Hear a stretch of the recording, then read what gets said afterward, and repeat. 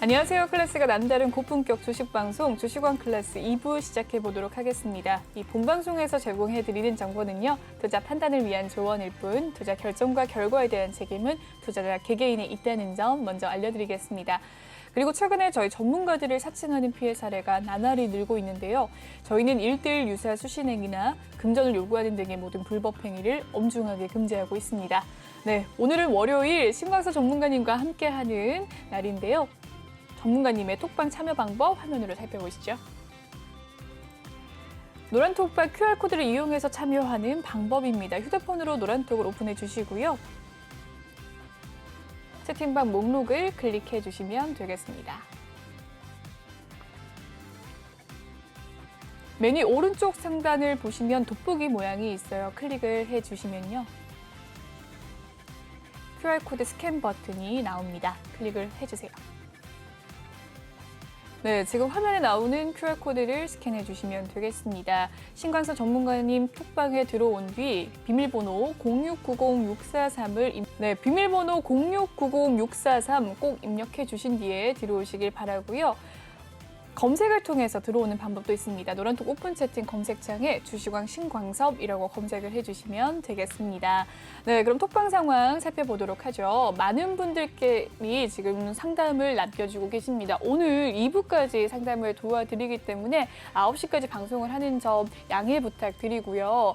그리고 상담을 여러 개 올려주신 분은 한 종목만 베스트로 올려주시면 도와드리도록 하겠습니다. 김양희님께서 올려주신 삼형 SNC AFW 그리고 맥스트 이렇게 세 종류를 올려주셨는데 이 중에서 한 종목 골라주시면 또 상담을 도와드리도록 하겠습니다. 윤씨님도 세 종목 남겨주셨는데 한 종목, 이 중에서 한 종목 남겨주시길 바랄게요. 순서대로 상담은 도와드립니다. 많은 분들께서 또 남겨주고 계세요. 왕주린님께서도 이렇게 코오롱 인더와 효성중공업 두 종목 남겨주셨는데 한 종목 골라주시길 바라겠습니다.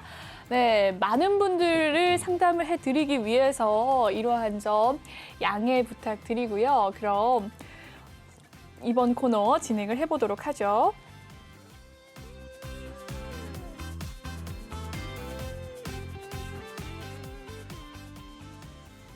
네, 이번 시간은 주식왕 필살기 코너입니다. 전문가님의 뉴욕 증시 강의를 들어볼 수 있는 시간인데요.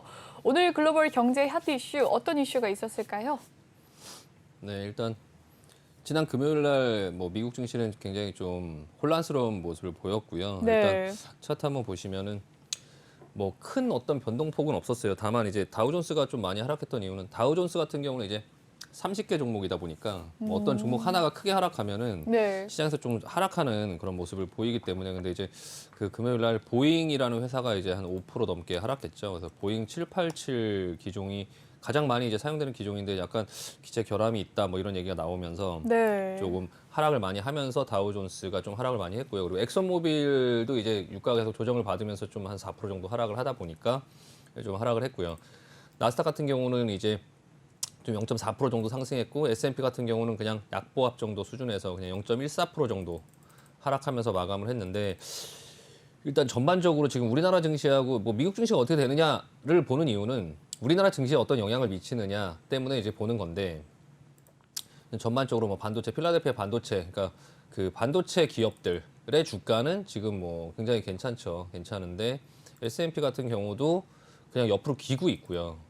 나스닥 같은 경우도 크게 올라간다고 볼 수 없죠. 지금 자리에서는. 그러니까 결과적으로는 좀 미국 증시는 좀 쉴 것 같아요. 당분간 좀 쉴 것 같은데 우리나라 증시가 이제 오늘 코피가 올라가고 이런 그런 모습들이 나오는 걸 보니까 미국 증시가 옆으로 쉴 때 쉬는 구간에서 우리나라 증시는 좀 오르지 않을까 싶고요. 일단은 미국 증시가 좀 못 올라가고 했던 이제 그런 어떤 표면적인 이유는 유럽의 코로나 재확산 이슈로 인해서 좀 그 부분 때문에 이제 그 약간 경기가 좀 식는 거 아니냐 이런 이슈 그런 어떤 문제가 나오면서 좀 이제 시장에서 좀 약간 혼란스러워했던 것 같고요. 근데 미국 국채 금리가 지금 그 코로나19 재확산 그 오스트리아가 이제 봉쇄한다 이런 얘기가 나오면서 네. 갑자기 국채 금리가 좀 이제 10년물 금리가 좀 이제 하락했죠. 10년물 금리가 좀 하락했고 그리고 이제 그 미국 연방젠도 이사회 그런 어떤 그 인플레이션에 대한 어떤 반응 그런 부분들도 사실 시장에 좀 하락에 영향을 미쳤고요. 좀 자세히 말씀드리면은 일단은 그 연준 부의장이 그 나와서 12월 FOMC 회의에서 테이퍼링 속도를 조금 가속화하는 거를 논의하는 게 좀 적당하다라고 발언을 했어요. 그 연준의 이제 부의장이 그 두 명이 있는데 네. 두 명이 있는데 한 명은 사퇴를 했고요. 네. 이 사람도 이제 지금 그 트럼프 시절에 임명한 사람이죠. 그러니까 파월 의장도 마찬가지고 네. 그리고 이제 그 연준 부의장 두 명도 마찬가지인데 파월도 지금 이제 임기가 다시 그 연임이 되느냐 아니면 그냥 이제 뭐 다른 사람으로 바뀌느냐 그런 과정 속에 있는데요. 일단 그 발언한 그 부의장 자체도 내년 1월 정도에 사퇴를 앞두고 있어요. 그래서 생각보다는 시장에서 그렇게 크게 영향을 받지는 않았는데 그 사퇴할 가능성이 있고 그만둘 가능성이 있으니까 좀 솔직하게 얘기를 하는 것 같아요. 그러니까 연준의 어떤 그런 부분에서 그래서 오히려 조금 약간 귀담아 들어야 될 필요가 있지 않나 싶기는 해요. 그 부의장이 얘기한 내용은 경기가 좋아지고 뭐 당연한 얘기예요. 당연한 얘기를 했죠. 경기가 좋아지고 이제 물가가 좀 높아지고 하면 뭐 지금 당장 그렇게 해야 된다는 건 아닌데 12월 달에 그 FOMC 회의에서 결정을 하겠지만 그 부분에 조금 속도를 좀 높여야 되지 않을까라고 이제 발언을 한 거죠. 그 전에 이제 뭐 CPI 소비자 물가지수라든지 이런 게 굉장히 높게 나왔잖아요. 그러니까 이제 그런 부분을 감안해서 미국 경기는 계속적으로 좋아질 것 같으니 약간 테이퍼링 속도를 좀 더 빠르게 하고 금리 인상하는 부분들을 좀 더 빠르게 하는 게 낫지 않겠나 어떤 그런 부분에 대한 얘기를 한 것 같고요. 네. 이번 주 같은 경우는 이제 그 24일 날이 가장 중요해요. 24일 날 이것저것 나오는 것들이 굉장히 많거든요. 일단은 25일 날은 추수감사절 연휴예요. 추수감사절 연휴. 그리고 이제 그 24일 날 이제 그 3분기 GDP 성장률 잠정치가 나오죠. 미국에서 GDP 성장률 잠정치가 나오고 시장에서는 2.1% 정도를 예상으로 지금 보고 있어요. 전분기에는 6.7%가 나왔죠. 6.7%. 그러니까 약간 기저효과가 있으니까 6.7%가 나왔는데 그런 상태에서 이제 지금 한 2.1% 정도 크게 좀 낮아질 거라고 생각을 하고 있고요.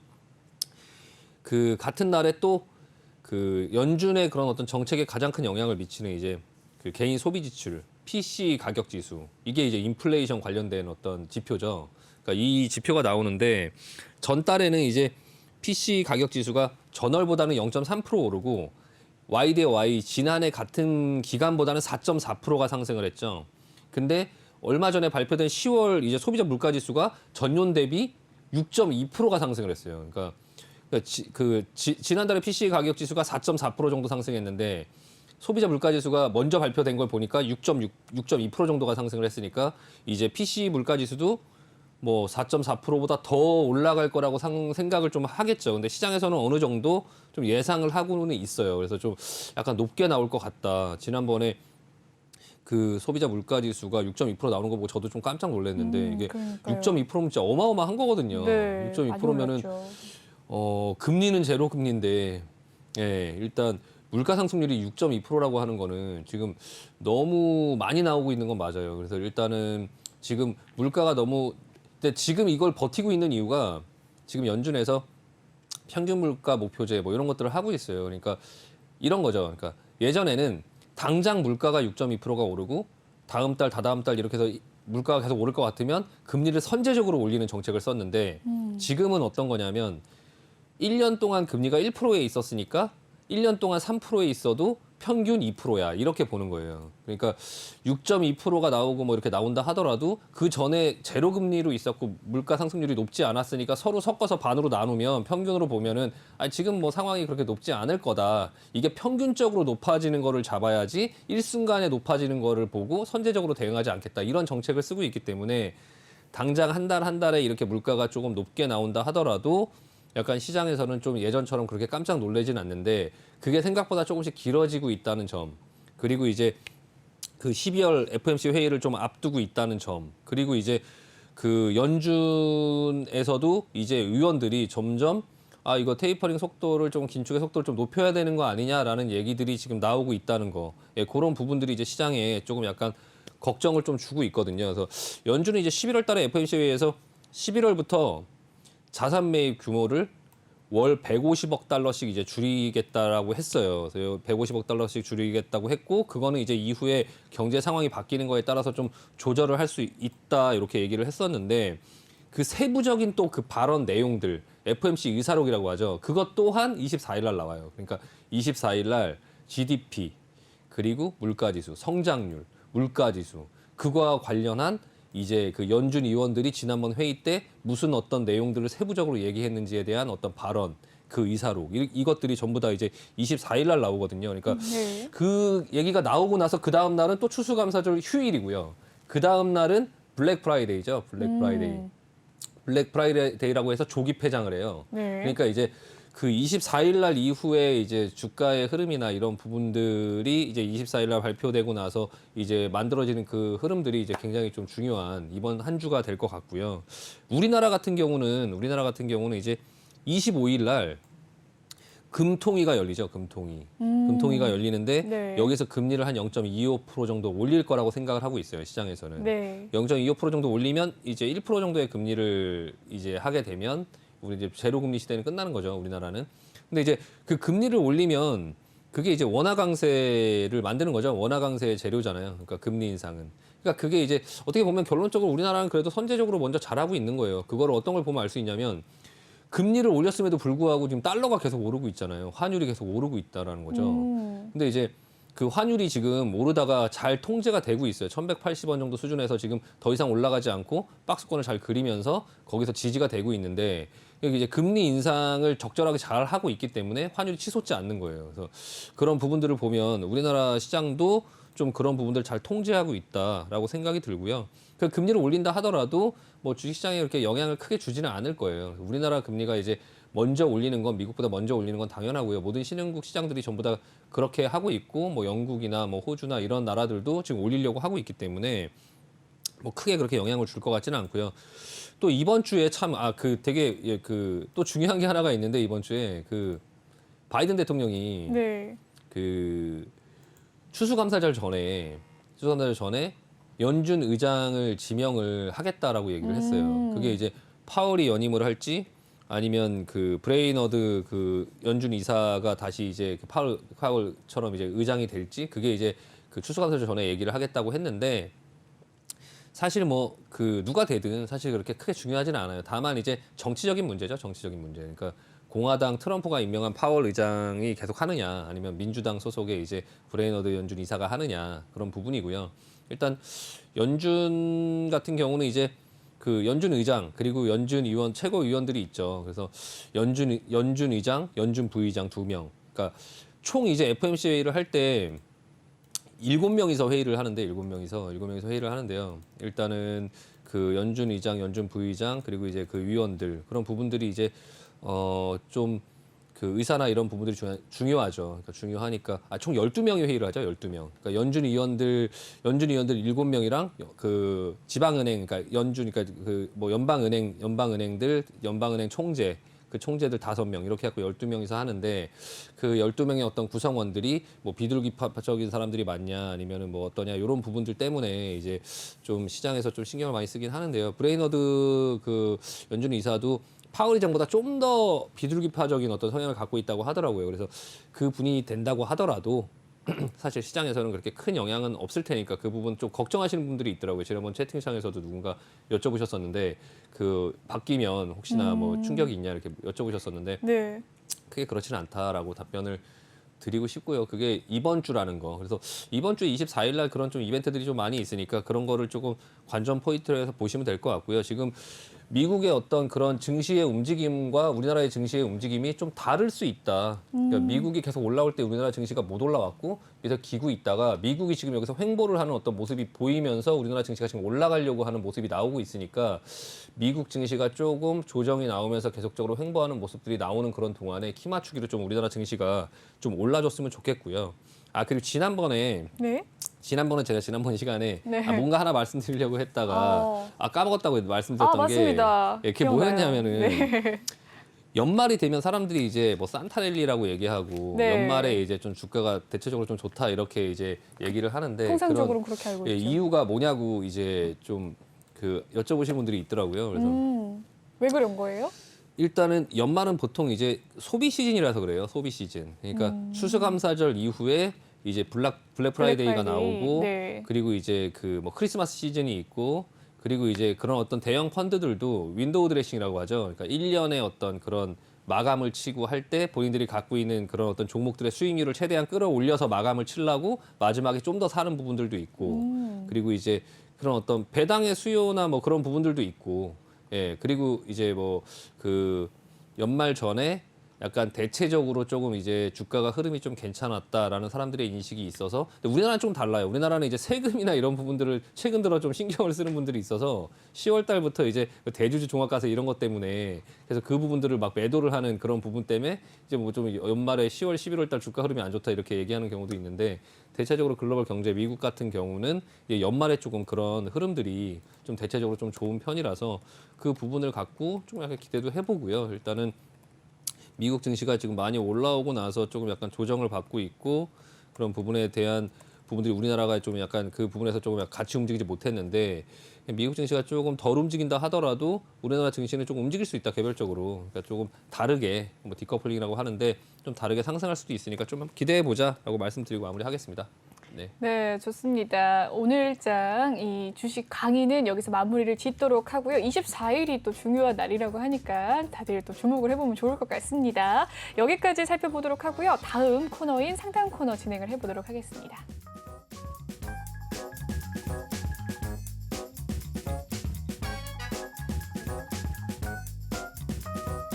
네, 이번 시간은 톡하는 상담소 시간인데요. 여러분이 톡으로 보내주신 이 종목에 대한 고민들을 전문가님께서 하나하나 세세하게 분석을 해드리는 시간입니다.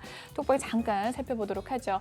장대항복 높이뛰기님께서 들어오셨네요. 반갑습니다. 네, 많은 분들께서 또 이 종목에 대한 고민 남겨주고 계신 가운데 여러 개 남겨주신 종목은 한 종목만 가능하다는 점 알려드리도록 하겠습니다. 네, 많은 분들께서 올려주셨는데요. 첫 번째 종목 고민 바로 살펴보도록 하죠.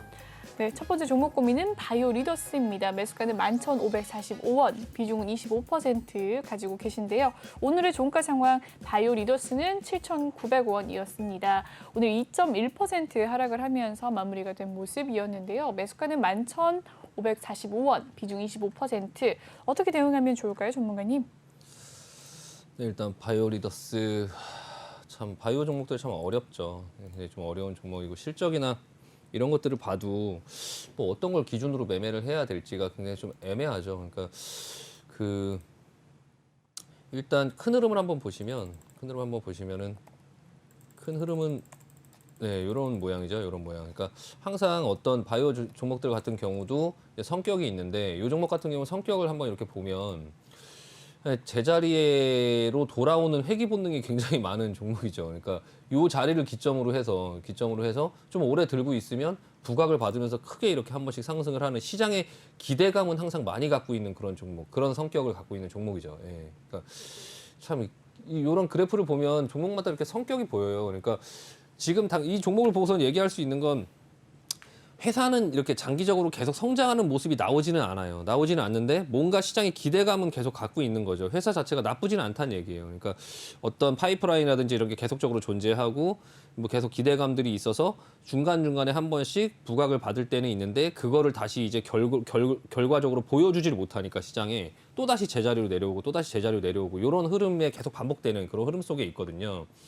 일단 이번 같은 경우는 지금 뭐 코로나 먹는 치료제에 어떤 효능이 있다 뭐 이런 얘기가 조금 있더라고요. 보니까 있는데 이제 이 회사 같은 경우는 대체적으로 어떤 시장의 그런 어떤 그냥 분위기나 뭐 이런 부분의 어떤 느낌은 좀 그래도 굉장히 뭐 괜찮은 기업이다라고 지금 얘기는 하고 있어요. 다만 이제 뭐 실적이나 이런 부분에선 전혀 보이지는 않고요. 그러니까 여러 파이프라인들이 있다라는 거죠. 있다라는 거고 지금 당장은 사실 기술적으로 볼 수밖에 없겠죠. 일단은 지금 수급이나 이런 부분에서는 외국인들은 지속적으로 조금 사고 있고 기관들은 뭐 거의 많이 접근을 하진 않고 있고 이제 뭐 개인들이 이제 조금 많이 가지고 있는 그런 종목인 것 같고요. 일단은 기술적으로는 상승의 추세가 좀 무너졌죠. 예, 무너져서 지금 많이 내려왔어요. 근데 팔 기회를 안 주고 일자로 이렇게 쫙 내려왔거든요. 이걸 기술적으로 보면 일단은 이렇게 천천히 지저분하게 내려온 것보다는 훨씬 나아요. 그래서 지금 일단 11,500원 정도에 갖고 계시면 지금 요 정도 부근인데 일단은 지금은 뭐 가지고 있어야 되겠죠. 지금은 일단 뭐 손절할 그런 자리는 아니에요. 일단은 뭐 거의 다 내려왔기 때문에 일단은 보유하시고요. 지금 자리에서 시간이 좀 걸릴 것 같아요. 일단 비중을 너무 늘리기보다는 좀 관망하자라는 말씀을 드리고 싶어요. 관망하자라는 말씀을 드리고 싶고요. 일단은 관망하다 보면 12,000원 권역까지는 한 번은 줄 거예요. 한 번은. 이 종목 자체가 이제 아까도 말씀드렸다시피 어떤 시장에 또 기대감이 있기 때문에 주목을 받으면 또 굉장히 빠르게 올라올 수 있는 그런 종목이거든요. 그리고 기술적으로도 지저분하게 막 이렇게 물량을 소화하면서 내려온 게 아니라 일자로 그냥 쫙 빠졌기 때문에 분명히 반등의 영역이 있을 겁니다. 그래서 일단은 1차 목표가 한 10,000원 정도까지는 조금 빠르게 올라올 수 있고 여기서 매물 소화를 잘하면 한 12,000원 권역까지는 조금 볼 수 있지 않을까 싶어요. 한 요 정도 권역까지는. 다만 이제 이 정도 권역이 오면 여기서는 이제 조금 부담이 많아요. 그러니까 여기서부터 또 여기서 자리를 잡는다 하더라도 조금 다시 내려왔다가 또 올라가고 이런 부분에 시간 손실이 좀 있으실 수 있거든요. 이 앞전의 고점이기도 하고 요 부분에도 있고 요 부분에도 있고 매물대가 좀 많다 보니까 이 정도 권역이 오면 혹시나 가지고 있다가 그 정도 부분에서 좀 빠져나올 생각을 가지고 계시는 게 미리 그렇게 좀 준비를 하시는 게 물론 이 종목에 제가 알고 있지 않은 다른 부분을 또 알고 계실 수도 있는데 만약에 그럴 경우에는 뭐 얘기가 좀 다를 수 있는데요. 그냥 기술적으로 보고 이제 시간적인 어떤 부분의 효용성을 본다라고 하면 그냥 매수가 이상이 되면 그냥 이 종목은 안 하고 그냥 다른 종목을 보시는 게 훨씬 나을 것 같습니다. 네. 네, 바이오 리더스에 대한 상담 도와주셨습니다. 다음 종목 바로 넘어가 보도록 하겠습니다. 원전 관련주 향후 주가 전망은 어떻게 될까요? 라고 또 남겨주신 분이 계십니다. 원전 관련주 어떻게 보십니까? 향후 주가 전망 한번 궁금합니다. 네, 오늘 원전 해체 관련주들이 조금 조정을 받는 모습이었네요. 네. 사실 뭐 향후 주가 전망을 참 얘기하기가 참 어렵죠. 뭐 아무도 알 수 없는 거죠. 네. 일단 이제 그냥 경험적으로 지금 현재 자리에서 원전 관련된 그런 어떤 저는 개인적으로 원전이 참 잘 이렇게 유지가 됐으면 좋겠다라는 생각을 해요. 그러니까 어느 정도 뭐 신재생 에너지나 뭐 그런 부분들의 그 생산 단가나 이런 걸 보면 그러니까 전력을 그렇게 만들고 뭐 하는 부분에서 원전은 좀 필수적으로 좀 어느 정도 있어야 되지 않을까 싶기는 한데 지금 나라에서 어떤 정책이나 이런 부분들이 좀 원전을 조금 없애는 방향으로 갔다가 최근 들어서 좀 이제 그 물가가 오르고 또 이제 그 신재생 에너지만으로는 좀 전기 생산이 좀 어렵다. 그리고 이제 체코나 이런 다른 나라들이 원전 그런 수주들이 좀 앞두고 있다. 이런 부분의 어떤 재료 때문에 단기간에 많이 올라왔죠. 그러니까 일단 지금 자리가 좀 비싼 상태예요. 좀 비싼 상태에서 네. 나라에서는 계속 기존에도 얘기를 했었죠. 그 원전을 좀 줄이겠다고. 그래서 이제 그 한전에서 이제 그 한전기술 그 조직 개편 그 부분 때문에 이제 주가가 내려왔죠. 그러니까 원전에 관련된 어떤 설계하는 그런 팀을 없앴다, 해체했다, 뭐 이런 얘기가 나오면서 좀 차익 실현의 어떤 빌미가 됐던 것 같고요. 근데 이제 그게 팀을 없앤 게 아니다. 그냥 합병을 한 거다. 다른 팀하고 합병을 한 거다. 근데 뭐 그 얘기가 그 얘기죠. 그냥 합병을 했다라는 거는 규모가 줄었으니까 줄여서 하나의 팀, 그러니까 서로 다른 팀으로 독립적으로 키우는 것보다는 그냥 이렇게 합쳐갖고 좀 이제 좀 규모를 줄이겠다 뭐 이런 어떤 느낌이기 때문에 전체적으로 우리나라는 지금까지는 이제 정권이 뭐 바뀌면 또 어떻게 될지 모르겠지만 사실 이 원전이라는 이 부분들이 또 정치적인 어떤 부분에서 또 이제 그 나라의 방향이나 이런 부분들이 있기 때문에 사실 지금 자리에서 원전의 어떤 주가 향방을 지금 자리에서 논하기에는 조금 힘들긴 하죠. 다만 단기 고점인 건 누구나 봐도 그냥 합리적으로 그냥 예상할 수 있죠. 예, 많이 올랐죠. 이 정도면은 팔고 싶죠. 예, 여기서 조금 내린다고 받고 싶진 않죠. 그러니까 그렇죠. 여기서는 매매를 하면 안 되겠죠. 예, 그냥 일단 그거는 그냥 그렇게 생각하는 게 합리적이죠. 그리고 다만 아직 좀 체코라든지 폴란드라든지 이런 원전 건설 이렇게 수주 뭐 이런 부분들이 아직 좀 남아 있죠. 그런 기대감이. 그래서 그때가 되면 조금 그분이 다시 부각을 좀 받지 않을까 싶긴 한데 그 일정을 한번 봐야 될 것 같아요. 그게 아직 조금 많이 남았죠. 그러니까 지금 이만큼 이렇게 올라온 과정 속에서 이렇게 조정이 나오겠죠. 지금 앞전에 이건 그냥 업종은 다른데 제가 아까 한번 보여드렸으니까 지금 다시 한번 보여드리면 네. 다시 이렇게 올라가는 종목도 이런 조정은 나올 수 있죠. 이런 조정. 예, 네. 얼마든지. 그러니까 원전 관련된 종목들도 지금 보시면 현대차라든지 이것도 보면 이때 뭐 그냥 계속 갈 것 같았죠. 이때 뭐 애플, 뭐 현대차 거의 뭐 수주할 거라고 생각하고 계속 갈 것 같았죠. 여기 네. 이렇게 올라왔죠. 여기 조금 조정 나. 이게 원전 지금 이렇게 조정 나온 거죠. 여기서 잡으면 어떻게 되는 거예요? 잡으면 이렇게 고생할 수 있죠. 이렇게. 예, 이게 만약에 다시 간다 하더라도 이거 제가 아까 못 버틴다고 말씀드린 거고요. 이거 못 버틴다. 예. 그러니까 그런 부분에서 보면 원전 관련주는 지금은 할 때가 아니다. 향후 주가 전망 이런 거 중요하지 않다. 그냥 내가 사고 나서 지금 할 때냐 아니면 팔 때냐. 지금 이거를 잘 들고 계셔서 수익이 났다면 당연히 지금 매도해야 되고요. 지금 수익 실현 이 정도에서 올라갔고 이거를 이만큼 올랐어요. 이만큼 올라서 이만큼 지금 내려오고 있죠. 이거 지금 안 팔면 언제 파나요? 이거 갖고 있어도 여기서 파나요? 여기서 다 팔 수 있나요? 이거 딱 맞춰갖고 못 팔거든요. 그러니까 지금 매도할 때죠. 매도할 때. 이거 반등 나와도 매도예요. 이거 반등 나와도 매도. 이 정도 올라왔고 전체적인 큰 시장의 분위기에서 뭔가 이제 해체한다, 뭐를 한다 이런 어떤 기사도 나왔고 그럼 전반적으로 모든 사람들의 어떤 부분들이 약간 차익 실현을 하려고 하는 그런 생각들이 있을 거고 그런 와중에 외국인들은 지금 여기 매도가 나오고 있죠. 매도가 나오고 있고. 그러니까 지금 상황에서는 나중에 올라간다 하더라도 지금은 매도해야 될 때고요. 그리고 이제 향후에 이제 정권이 이제 대선이 얼마 안 남았죠. 3월 달에 이제 대선이 있고 그 이후에 원전의 어떤 그런 방향이나 이런 거를 그때 좀 볼 필요가 있을 것 같아요. 지금 기대감은 이미 아까도 말씀드렸지만 기대감에 오른 종목들 원전, 2차 전지, 메타버스 제가 계속 말씀드리죠. 기대감에 많이 올랐던 종목들 팔고 많이 내려왔던 실적이 개선될 만한 종목 하이닉스, 삼성전자 뭐 그런 종목들을 보자라고 큰 방향을 그렇게 말씀을 드렸다시피 원전 관련주는 지금 상황에서는 접근하지 않고 그냥 다른 종목들을 보시는 게 훨씬 나을 것 같고요. 기존에 갖고 계신다 하면 차익 실현을 하자라고 말씀드리고 마무리하겠습니다. 네, 원전 관련주에 대한 향후 주가 전망에 대해서 이야기를 나눠주셨습니다. 다음 종목 살펴보도록 하죠. 세경 하이테크입니다. 매수가는 28,091원, 비중은 5% 담고 계신데요.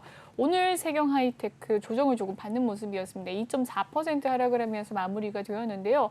26,050원의 종가를 형성했었네요. 어떻게 보십니까, 세경 하이테크? 네, 휴대폰 이제 그 네, 필름 만드는 폴더블 업체죠. 네. 네, 폴더블 폰 관련해서 폴더블 폰이 이제 조금 이번에 갤럭시 뭐 Z 플립 뭐 이런 것들이 이제 나오면서 조금 네. 시장에서 부각을 많이 받았었고요. 그래서 이제 상승을 이렇게 했었죠. 이거하고 같이 상승을 했던 종목들이 이제 뭐 파인 테크닉스라든지 뭐 네. KH 마텍이라든지 이런 종목들이 같이 올랐는데 하락 이번에 시장이 조정이 나올 때 굉장히 크게 하락을 하더라고요.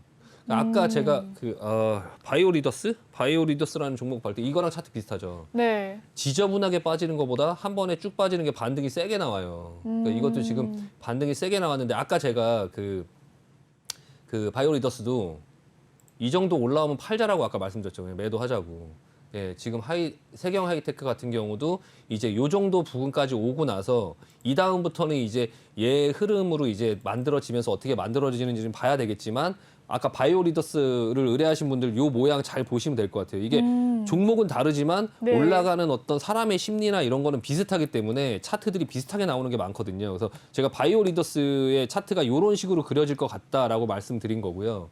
그거하고 연계해서 말씀드리면 여기서 바로 죽는다는 얘기는 아니고 세경 하이테크를 가지고 계신 분은 지금 이 세경 하이테크 같은 경우는 지금 현재 실적은 뭐 그렇게 좋지는 않아요. 좋지는 않지만 폴더블 폰이나 이런 부분들이 이제 어떻게 되느냐에 따라서 조금 뭐 회사가 좀 달라질 수 있긴 하지만 기대감은 계속 살아 있고요. 그 이제 이 회사가 그 데코 필름을 거의 독점으로 공급을 하는 회사라고 하더라고요. 근데 그 폴더블 폰이 삼성전자밖에 못 만들어서 구글에서도 지금 그거를 만들려고 했다가 접고 이제 하다 보니까 이게 삼성전자가 독주 체제로 가는 게 세경 하이테크한테 좋은 건지 나쁜 건지는 알 수 없지만 어쨌든 지금 상황에서는 한 28,000원 정도에 뭐 가지고 계시면 일단 뭐 이만큼 반등이 왔을 때 그냥 뭐 매도하는 방법이 있고 그냥 이게 만약에 괜찮다라고 생각을 해서 그냥 끝까지 들고 있는다라고 하면 다시 내려올 때 지금 비중 한 5% 정도밖에 안 되니까 내려올 때 밑에서 받아서 평균 단가를 좀 한 요 정도 수준으로 낮춰놓고 나서 조금 보실 필요가 있을 것 같아요. 그래서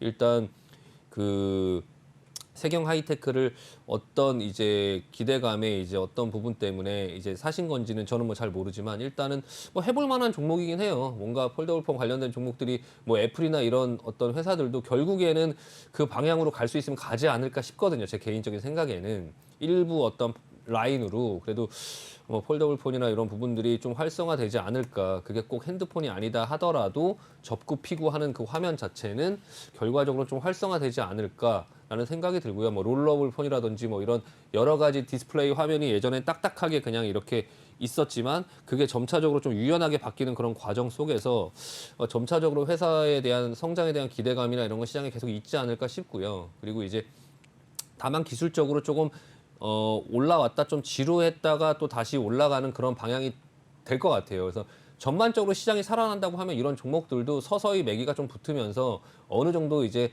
조금 상승 추세를 좀 그리지 않을까 생각이 들고요. 일단 대신에 이제 보실 때 같이 KH바텍이라든지 그런 종목들을 좀 같이 한번 보세요. 그러니까 이 종목들의 흐름이 어떻게 같이 이어지는지. 이 종목도 지금 흐름 비슷하죠. 흐름 비슷하게 비슷하네요. 지금 그리고 파인테크닉스 네. 네, 이런 종목들도 지금 이제 흐름이 이렇게 나오고 있는데 일단 이 세 종목 중에서 흐름이 제일 괜찮아 보이는 건 이제 파인테크닉스가 이제 추세는 제일 괜찮아 보이죠. 아직 추세는 뭐 크게 흔들리지 않고 네. 이제 좀 조정을 받으면 또 올라갈 것처럼 생기긴 했는데 세경 하이테크도 뭐 한번 해볼 만하다. 비중 5% 정도 들고 있는 거면은 일단 뭐 비중도 그렇게 많지 않고 하니까 다만 이제 여기서 지금 오늘 좀 하락하려고 하는 이제 시장은 다 괜찮았었는데 코스닥 종목들이 내려오면서 코스닥은 오히려 오늘 하락했잖아요. 거의 1% 맞습니다. 가까이 1%, 하락을 하다 네. 보니까 좀 하락하는 흐름이 나왔는데 일단은 이 부분에서 28,000원 본전이 왔을 때 어떻게 하실 건지 좀 고민하실 필요가 있고 만약에 여기서 세게 만약에 저 같으면 그냥 여기서 양봉이 나올 때 이 부분을 그냥 28,000원 부분을 진짜 세게 돌파해서 올라가는 그런 흐름이 아니라면 그냥 본전 부분 거의 다 왔으니까 일단 팔고 볼 것 같아요. 그냥 5% 정도면 뭐 이거 올라오실 때 사신 건 아닌 것 같고 한 이 정도 28,000원이면 한 이 정도에서 사셨으니까 이 앞전에서 좀 시간을 조금 오래 고생을 했는데 지금 어차피 시장이 돌려고 하는 그런 초반부에 있고 기존에 갖고 있던 종목 중에 그냥 비중이 크지 않은데 계속 신경 쓰였던 그런 종목이 그냥 본전 이상 올라온다고 하면 일단은 좀 매도하고 다시 내려올 때 밑에서 조금 더 싸게 잡으려고 한번 보던가 할 것 같고요. 일단은 좀 지켜보면서 흐름 보자. 뭐 종목은 뭐 나쁘지 않다라고 말씀드리고 마무리하겠습니다. 네, 세경 하이테크에 대한 이야기 자세하게 남겨주셨습니다. 다음 상담 살펴보도록 하죠. 동국제강입니다. 매수가는 17,560원, 비중은 20% 담고 계신데요. 오늘의 종가 상황은 강보합권에서 마무리가 된 동국제강입니다. 16,300원의 종가를 형성을 했고요. 매수가는 17,560원이라고 합니다. 20% 어떻게 보시나요? 동국제강도 앞전에 철강에 대해서 어떤 기대감 때문에 굉장히 크게 좀 상승을 이렇게 했었죠. 이렇게 상승을 해서 뭐 계속적으로 상승할 것 같더니 마찬가지 다른 종목들처럼 이렇게 지루하게 지금 내려오면서 지금 바닥을 잡아가고 있는 모습이고요. 일단 주봉으로 보면 지금 61선, 그러니까 60주선이죠. 60주선에 지금 어느 정도 근처에 다 다가왔고 조정을 받을 만큼 충분히 받았죠. 17,560원이면은 매수가 진짜 괜찮은 거예요. 17,560원이면 이 와중 속에서 17,000원대에 들고 있다라고 하면 하루면 올라갈 수 있는 이거 동국제강 지난번 며칠 전에 한 7% 정도 상승 나왔었죠. 그러니까 7% 정도 상승. 그냥 하루면 올라갈 수 있는 권역대에 지금 들고 계시고 비중 20% 해볼 만하다 결론부터 먼저 말씀드리고요. 회사는 이 회사의 시가총액이 1조 5천억. 예, 1조 5천억인데 매출이 매년 한 6조 정도를 내죠. 6조 정도. 예, 근데 작년에 절반, 그러니까 2분기까지 3조 2천억의 매출을 냈어요. 3조 2천억. 근데 영업이익이 그 2020년도에 3천억이 좀 안 됐죠. 근데 6개월 만에 이제 3천억 정도의 영업이익을 내면서 실적이 굉장히 좋아지고 있다라는 어떤 부분의 흐름을 보여지고 있어요. 근데 동국제강이 얼마 전에 아까 그 채팅방에 말씀하시던데 중국에서 컬러 강판을 접는다. 그냥 중국 공장에서 컬러 강판 판매를 중단한다. 이렇게 이제 얘기를 해서 그 부분이 좀 걱정된다라고 말씀하셨는데 이미 그 부분 때문에 며칠 전에 한 3, 4%씩 이틀 동안 내려왔죠. 그러니까 시장에 네. 반영을 다 했어요. 반영을 다 했고 그 중국에서 참 주식이라는 게 재밌는 게 그 LG전자 같은 경우 핸드폰 사업을 접는다라고 하면 주가가 폭락할 것 같은데 오히려 올라가잖아요. 그러니까 돈이 안 되는 사업을 빨리빨리 접는 게 회사 자체에는 굉장히 좋은 거죠. 그러니까 이 컬러 강판 중국 공장이 그 뭐 이익을 많이 냈던 공장을 접는 거면은 뭐 회사 자체에 뭐 타격을 입히겠죠. 근데 이제 그 별로 그렇게 좋지 않았던 거를 접는 거라서 그렇게 그 부분에 대해서 걱정하실 건 딱히 없으실 것 같고요. 동국제강은 지금 굉장히 저평가죠. 그러니까 이거 시장에서도 다들 이제 저평가라고 얘기를 하고 있고, 물론 이제 그 철광석 가격이나 그런 부분들이 이제 조금 비싸졌다 보니까 스프레드, 그러니까 철광석 가격은 비싸고 제품 가격은 그만큼 인상을 못하고 그 차이를 스프레드라고 하잖아요. 그러니까 스프레드가 좀 줄어들면서 마진이 좀 적을 것 같다. 그리고 작년에 실적이 너무 좋았는데 이제 내년도 실적은 그만큼 못 따라가지 않을까라는 어떤 부분 때문에 조금 이제 조정을 받았는데, 지금 현재 주가로서는 뭐 굉장히 좀 싼 주가고, 그리고 이제 자동차나 조선 업종이 이제 좀 좋아질 그런 어떤 가능성 때문에 그 시장에서는 조금 계속적으로 좀 부각을 받고 있고요. 이 회사 같은 경우는 배당을 하죠. 배당을 작년에 이제 한 200원 정도 배당을 했고요. 작년에 처음 이제 오랜 기간 동안에 고생을 하다가 처음 흑자를 내서 한 200원 정도 배당을 했는데, 작년 2배 정도의 실적이 나올 것 같긴 한데 배당을 얼마를 할지 좀 볼 필요가 있고요. 일단은 그래도 최소 은행에 저금하는 정도 수준의 배당은 나오니까 일단 배당을 받고 그냥 조금 들고 있어 볼 만하지 않나. 그래서 종국제강은 사실 저도 일부 갖고 있는데, 일부는 아니죠. 저도 많이 갖고 있어요. 저도 많이 갖고 있는데 일단 좀 기다려보고 있고요. 일단은 저는 철강 지금 현재 주가가 한 요 정도 수준에 있는 거거든요. 앞에로 치면 한 요 정도 부분에 지금 있는 건데, 앞전에 이만큼의 어떤 슈팅 부분에서 다시 좀 자리를 잡고 올라갈 수 있지 않을까. 사실 이 앞전에 올라가려고 하는 흐름이 나왔었어요. 이 앞전에 이렇게 추세를 돌리려고 하는 흐름이 나왔는데, 지금 이때 보면 여기서 돌릴 수 있을 거라고 생각했죠. 보시면은 기관 외국인 매수도 굉장히 크게 들어오고, 그렇게 크게 이 부분 보고 따라가면 안 된다라고 계속 말씀드리는 게 이런 어떤 부분이죠. 이때 이제 헝다 얘기가 나오면서, 헝다 부동산 뭐 그런 어떤 얘기가 나오면서 이렇게 흘러내렸죠. 이게 동국제강이 또 철근을 또 많이 만드는 업체이기 때문에 철근 2위 업체죠. 1위 업체가 현대제철이고, 철근을 많이 하니까 건설 경기에 또 많은 어떤 영향을 또 받다 보니까요. 물론 이제 수익성이나 이런 부분은 컬러 강판, 가전 제품이라든지 뭐 인테리어라든지 이런 데 쓰이는 컬러 강판을 주로 지금 그쪽에 그 캐파를 계속 키우고 있고 투자를 하고 이제 확장을 하고 있는데, 아직까지 이제 철근이라든지 이런 부분의 요소의 영향을 받기 때문에 그 헝다나 이런 부분 때문에 그때 좀 못 갔던 부분이 있는데요. 일단 전반적으로 시장이 살아나면 아까도 말씀드렸다시피 삼성전자, 하이닉스뿐만 아니라 돌아가면서 하나씩, 이 앞전에도 특별히 뭐 그게 철강이 뭔가가 부각을 받아서 막 올라간 게 아니죠. 그냥 못 올라가고 있다가 어느 정도 레벨 맞추기로 이렇게 올라간 거죠. 그러니까 이게 지금 이 상황에서도 이제 삼성전자, 하이닉스, 뭐 자동차 이런 것들이 돌면서 하나씩 돌면서 올라갈 때 철강도 빠지지 않고 어느 정도 상승은 좀 나올 것 같으니까 일단은 좀 지켜보자. 그래서 목표가는 지금 당장은 한 21,000원 부근, 한 2만 원에서 21,000원 부근까지는 올라오기 시작하면 빠르게 올라올 수 있을 것 같고요. 그 다음에는 그 다음 상황을 좀 봐야 될 것 같아요. 그래서 일단은 지금 17,560원에 사셨으면 일단 한 2만 원에서 2만 원이 지금 그 120선이거든요. 하이닉스가 이 120선을 지금 이렇게 뚫고 올라왔잖아요. 그러니까 동국제강 같은 경우도 이거를 뚫고 올라오고 나서, 그리고 나서 좀 조정을 받으면서 조금 어떻게 모양을 만들지가 좀 정해질 것 같고요. 그래서 지금 당장은 일단 보유 의견 드리고 목표가는 한 2만 원에서 한 2만 1,000원 정도 부근까지 한번 좀 지켜보도록 하겠습니다. 네, 여기까지 동국제강에 대한 상담 도와드렸습니다. 다음 상담 살펴보시죠. 네, 웹젠에 대한 상담 남겨주셨습니다. 매수가는 35,500원, 비중은 20% 가지고 계신다고 하는데요. 오늘의 종가 상황 살펴볼까요? 26,550원입니다. 오늘 9% 하락을 하면서 마무리가 된 웹젠인데요. 매수가가 3만 원대, 지금 26,000원대 종가를 형성하고 있습니다. 비중 20% 어떻게 보십니까? 게임주가 참 어렵죠. 그러니까 게임주가 참 구조적으로 되게 어려운 종목이에요. 그러니까 바이오주도 어려운데 게임주도 되게 어려운 게, 게임이 이제 그 만들어서 발표를 했는데 게임이 이제 그때 그 블레이드 소울처럼 반응이 안 좋다 이런 폭락이고, 반응이 좋다 이러면 이제 상승이고, 이런 부분이 막 나오거든요. 근데 앞전에 상승이 좀 많이 웹젠을 가지고 말씀드리면 앞전에 이제 상승이 좀 많이 나왔었죠. 나오고 나서 이제 조정을 받고 있는 와중에 네. 다른 게임주들이 뭐 NFT 이런 걸로 막 날라갔죠. 그래서 이제 어느 정도 지켜보고 있다 좀 상승이 나오는 듯 하다가 올라간 것도 없는데 게임주들이 폭락 떨어지니까 같이 또 폭락은 또 같이 떨어지죠. 그렇네요. 네, 일단 되게 억울한 종목이에요. 갖고 있으면 굉장히 억울한 종목인데, 네. 이 매물이 이렇게 많이 떨어지면서 지금 이게 결국에는 좋지 않죠. 예, 좋지 않은 거예요, 지금 이거는. 모양이 좋지 않고, 이만큼 올라오고 나서 하락하고 있는 와중에 조금 돌리려고 했는데 반등이 나왔는데 121선을 돌파하고 나서 제가 아까도 말씀드렸다시피 121선을 이런 하락 추세에 있는 종목들은 121선을 돌파하고 나면 매수가 아니라는 거죠. 매수가 아니라는 거. 예. 돌파하고 나서 조정이 나오는 걸 봐야 돼요. 조정이 나오는 걸.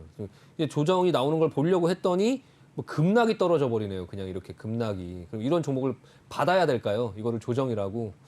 좀 아닐 것 같아요. 그래서 일단은 지금 3만 원 정도에 가지고 계신데요. 3만 원 정도에 가지고 계신데 다른 게임주들이 좀 더 폭락을 한다 하더라도 웹제는 오른 게 없어서 그나마 한 이 정도에서 받아줄 것 같긴 해요. 이 정도에서 받아줄 것 같아요. 그러니까 이 정도의 금액이 지금 2만 한 4천 원 부근이거든요. 2만 4천 원, 2만 4,700원에서 한 2만 4천 원 부근인데 이제 지금 26,550원인데요. 26,550원. 지금 원래는 이제 그 만약에 3만 원에 이제 3만 원, 3만 500원 정도의 매수를 했을 때 오늘 같은 이제 하락이 나올 때 여기서 손절을 해야 되는 그런 어떤 자리를 잡고 아마 하셨을 거예요. 오늘이 원래 손절하는 날이다 보니까 사람들이 손절을 한 것 같아요. 그래서 많이 손절을 하면서 이제 매물을 부르면서 마이너스 9%까지 내려왔는데 근데 이거 내일 하루 더 빠지면 그러면 이제 손절의 의미가 없죠. 손절의 의미가 없다. 그냥 하루 더 빠지면 손절의 의미가 없고 일단은 좀 지켜볼 필요가 있고요. 다시 좀 반등이 나왔을 때는 3만 원 정도 부근에서는 좀 나오는 게 낫지 않을까 싶어요. 그러니까 매수가 이상 되면은 조금 빠져 나오려고 하자. 아까도 말씀드렸다시피 게임주들이 너무 슈팅 걸린 것들이 많고 걔네들이 시장에서 주도적으로 하락할 수 있어요. 많이 올랐던 종목들이 아직은 버티고는 있지만 지금 위메이드 같은 경우도 많이 올랐죠. 많이 올랐는데 버티고 있죠, 지금 이거. 네. 버티고 있는데 와, 이거 보면 무섭지 않나요, 이거? 예. 오, 무서워요. 네. 예, 이거 보면 무섭지 않으세요? 이거 보시면 기관 외국인들 막 매도 쏟아지고 있는데 근데 지금 이만큼이 올라가서 이제 많이 올랐던 종목이니까 매기가 계속 붙으면서 버티고는 있는데 이걸 여기서 사서 이 게임주가 근데 지금 NFT 그 관련해서 어떤 기대감에 갔는데 그 NF 게임에서 NFT를 하는 게 우리나라에선 불법이라고 하니까 NFT를 과연 어떤 실질적으로 그 게임을 해서 돈을 버는 거면 사람들이 굉장히 많이 할 수 있는데 그런 게 이제 안 되는 상황에서 미국은 그런 식으로 이제 게임들이 요즘에 돈을 버는 게임들이 흥행을 한다고 하더라고요. 근데 우리나라는 그게 법적으로 안 되는 상황 속에서 NFT의 어떤 게임이 출시가 됐을 때 얼마나 사람들의 그런 어떤 호응을 끌어낼까. 라는 부분들을 이미 벌써 실적을 다 갖다 땡겨서 이만큼을 갖다 썼는데 이런 종목들이 내려오기 시작하면 웹젠 같은 종목들은 사실 더 쉽게 좀 영향을 받을 수 있거든요. 그러니까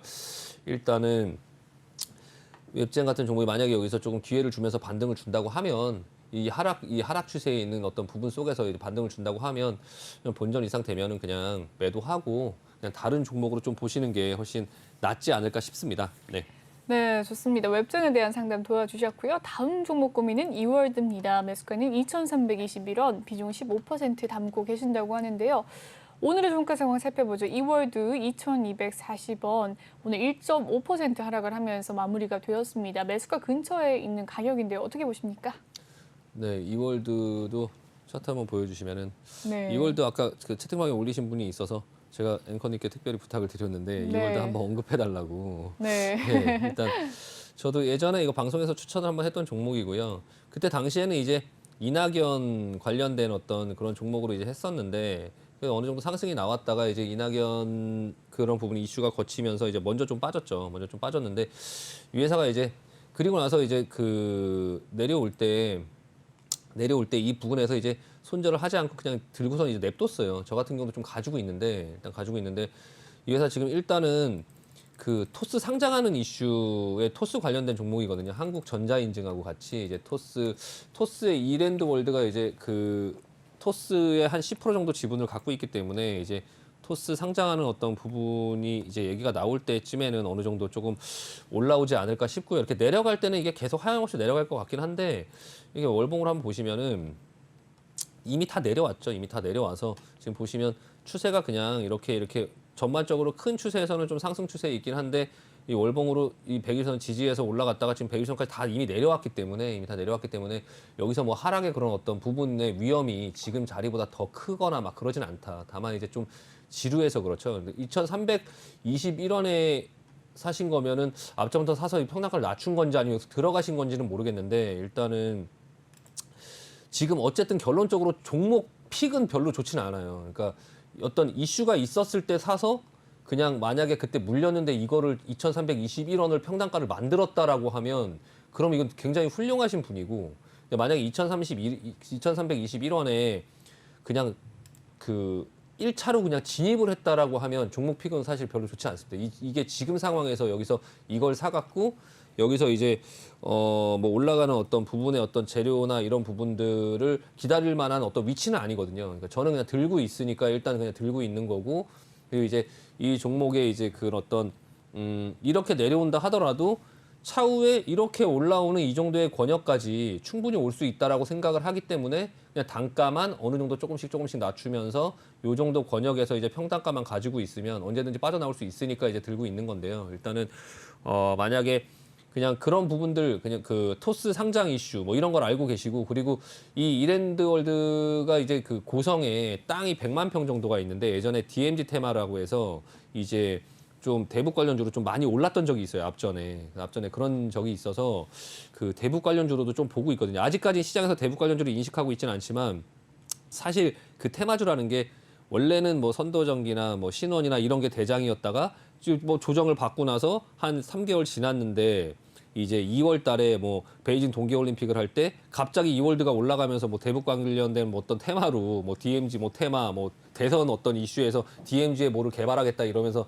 갑자기 뭐 대북 관련 테마로 또 움직일 수도 있고 하니까 일단은 보유 의견을 드리고요. 일단 보유 의견 드리고 그리고 나서 조금 당장 올라가기보다는 좀 추세를 돌리면서 올라오는 그런 상황들을 좀 지켜보자라고 말씀드리고 싶고요. 일단 가지고 계신 분들 여러분들 계실 거예요. 저도 일단 들고 있기 때문에 일단은 한 3,000원 정도, 3,200원 정도 부근까지는 좀 올라오기 시작하면 빠르게 돌릴 수 있는 구간이 아닐까 싶어요. 한 요 정도까지요. 그래서 평단가를 한 요 정도 수준에 맞춰놔야 나중에 반등을 할 때 빨리 빠져나올 수 있어요. 요 구간으로 이제 넘어서 들어오기 시작하면 여기서부터 매물대가 많기 때문에 이제 큰 이슈가 아니라면 큰 재료가 아니라면 이 구간대 3,500원 정도의 구간대에 진입하기는 어렵거든요. 그러니까 일단 평단가를 비중이 많지 않은 상태에서 잘 만들어서 3,000원 이하 정도에 맞춰 놓으면 나중에 어떤 이슈가 한번 생겨서 뭐 그게 이제 뭐 토스라든지 아니면 DMZ 테마라든지 이런 이슈가 나오면 충분히 3,000원 이하에서 빠져나올 수 있을 거다라고 생각이 들고요. 이분 같은 경우는 3,000원 이하, 3,000원 부근 정도까지만 목표가로 삼고 그리고 나서 반등이 나와서 어떤 재료로 들썩일 때 좀 차익 실현하자라고 말씀드리고 마무리하겠습니다.